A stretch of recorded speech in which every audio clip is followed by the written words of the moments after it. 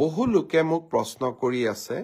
যে মিউচুৱেল ট্ৰান্সফাৰৰ পোৰ্টেলটো কেতিয়া খুলিব মিউচুৱেল ট্ৰান্সফাৰৰ পোৰ্টেল অহা 1 জানুৱাৰী তাৰিখৰ পৰা আমি মুকলি কৰিম এই পোৰ্টেলটো কেনেকৈ চলিব বহুতে মোক সুধিছে যে আমি মিউচুৱেল কৰা মানুহক ক'ত কেনেকৈ বিচাৰি পাম এই পোৰ্টেলটোত আবেদন কৰাৰ পিছত একে বিভাগৰ একে পে স্কেলৰ কৰ্মচাৰীৰ মাজত আমি মিউচুৱেল ট্ৰান্সফাৰ কৰাৰ বাবে প্ৰচেষ্টা কৰিম এই পোৰ্টেলটো প্ৰায় 2 মাহ জুলি খোলা থাকিব 1 জানুৱাৰীৰ পৰা 28 ফেব্ৰুৱাৰীলৈ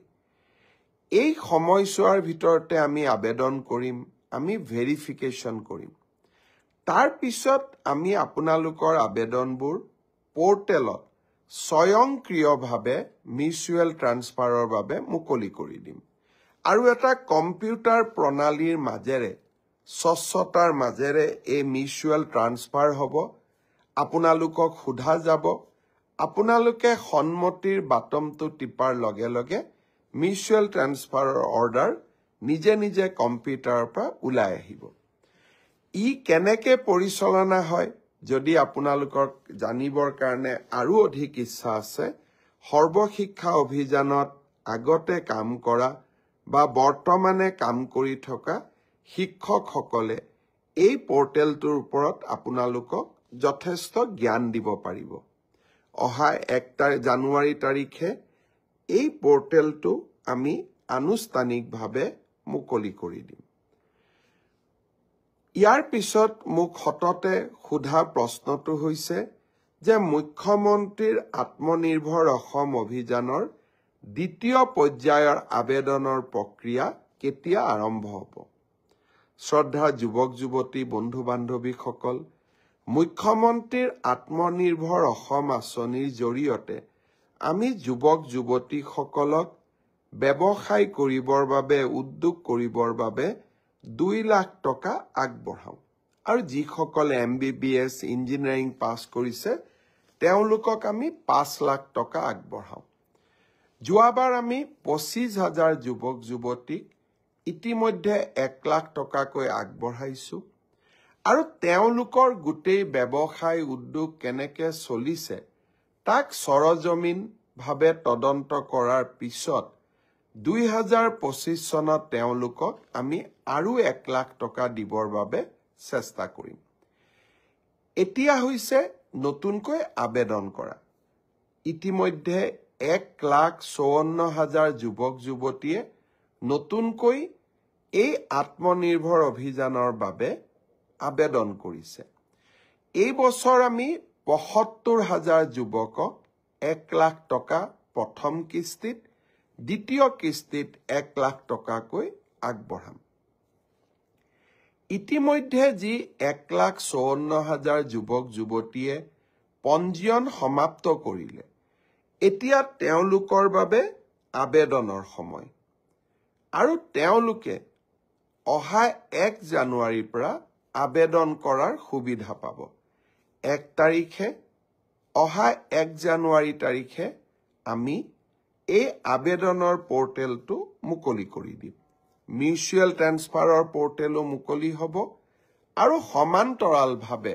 মুখ্যমন্ত্ৰীৰ আত্মনিৰ্ভৰ অভিযানৰ আবেদনৰ পোৰ্টেলো আমি 1 জানুৱাৰী তাৰিখে মুকলি কৰি দিম ইয়াৰ পিছত আৰু এটা বিশেষ কথা মই আপোনালোকক জনাব খুজিছো লখিমপুৰৰ কেবিনেটত আমি এটা বিশেষ ঘোষণা কৰিছিলো যে ষ্টেট বেংক অফ ইণ্ডিয়া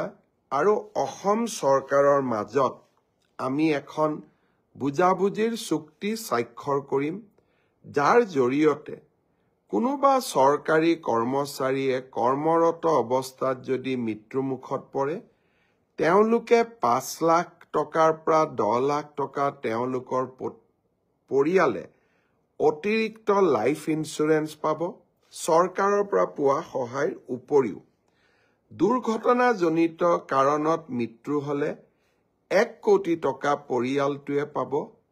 আৰু যদি দুৰ্ঘটনাত পাৰ্মানেন্ট ডিজেবল হয় তেতিয়াও তেওঁলোকে 70 লাখ টকা তেওঁলোকে পৰিয়ালটোৱে লাভ কৰিব। লখিমপুৰৰ কেবিনেট সিদ্ধান্ত হোৱাৰ পিছত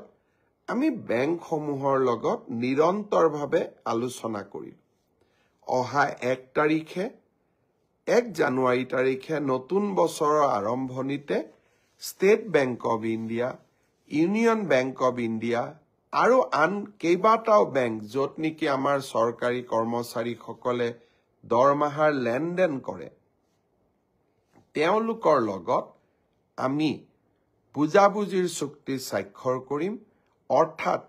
1 তাৰিখৰ পৰাই এই কেবিনেট সিদ্ধান্ত কাৰ্যকৰী হ'ব। শ্ৰদ্ধাৰ অসমবাসী ৰাইজ, মুখ্যমন্ত্ৰীৰ আত্মনিৰ্ভৰ অভিযান, কৰ্মচাৰীসকললৈ জীৱন সুৰক্ষা আৰু মিউচুৱেল ট্ৰান্সফাৰ, প্ৰতিটো প্ৰতিশ্ৰুতিকে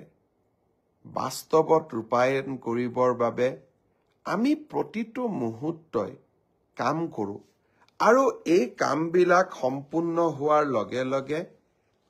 এই কৰ্মযজ্ঞৰ ফচলসমূহ আপোনালোকৰ বাবে লৈ আহোঁ। অহা 1 জানুৱাৰীৰ দিনটোত এনে 3টা কৰ্মযজ্ঞৰ ফচল আপোনালোকৰ ওচৰলৈ মই লৈ আহিবলৈ চেষ্টা কৰিম। শ্ৰদ্ধাৰ ৰাইজ, অহা 31 ডিচেম্বৰত মিছন বসুন্ধৰাৰ আবেদনৰ সময় শেষ হ'ব। এইবাৰ মিছন বসুন্ধৰাত আমি চেষ্টা কৰিছোঁ যাতে অসমৰ শিক্ষানুষ্ঠানসমূহ, ক্লাবসমূহ, সাংস্কৃতিক অনুষ্ঠানসমূহ, আমাৰ মন্দিৰসমূহ, নামঘৰসমূহ, এওঁলোকে যাতে য'ত আমাৰ এই অনুষ্ঠানবোৰ আছে, এই মাটিবোৰ যাতে আমি ম্যাদী পট্টা কৰি ল'ব পাৰোঁ। তাৰ কাৰণে আমি কেবিনেটত সিদ্ধান্ত লৈছিলোঁ যে লগে লগে পঞ্জীয়ন নম্বৰটোও নালাগে। যেতিয়ালৈকে আমি মিছন বসুন্ধৰা শেষ কৰিম, অৰ্থাৎ আবলটনৰ বাবে আমি সাজু হ'ম, য'ত নেকি প্ৰায় 8-9 মাহ সময় লাগিব, এই সময়ছোৱাৰ ভিতৰতে পঞ্জীয়ন নম্বৰটো সংগ্ৰহ কৰিলেও হ'ব। আৰু পঞ্জীয়ন ল'বৰ বাবেও আমি চাৰ্টাৰ্ড একাউণ্টেণ্ট আদিৰ যি আগতে অডিট ৰিপৰ্ট লাগিছিল, সেই ব্যৱস্থাও আমি স্থগিত কৰিছোঁ। এটা পঞ্জীয়ন লাভ কৰাৰ নিয়ম আমি সহজলব্ধ কৰিছোঁ আৰু পঞ্জীয়ন পিছত কৰিলেও আবেদন কৰাৰ ৰাস্তাও আমি খুলি দিছোঁ। মই সামাজিক অনুষ্ঠানসমূহক এইবাৰ মিছন বসুন্ধৰাত অহা 31 ডিচেম্বৰৰ আগতে আবেদন কৰিবলৈ পুনৰ এবাৰ আহ্বান জনাম আৰু এই প্ৰচেষ্টাত সহায় কৰিবৰ বাবে আমাৰ মন্ত্ৰী, বিধায়ক আৰু আমাৰ জনপ্ৰতিনিধি বা সমাজ সেৱিক যিসকল ৰাইজৰ লগত কাম কৰে, তেওঁলোককো মই এই ক্ষেত্ৰত আমাৰ সামাজিক অনুষ্ঠানসমূহক প্ৰেৰণা যোগাবৰ বাবে আহ্বান জনাম।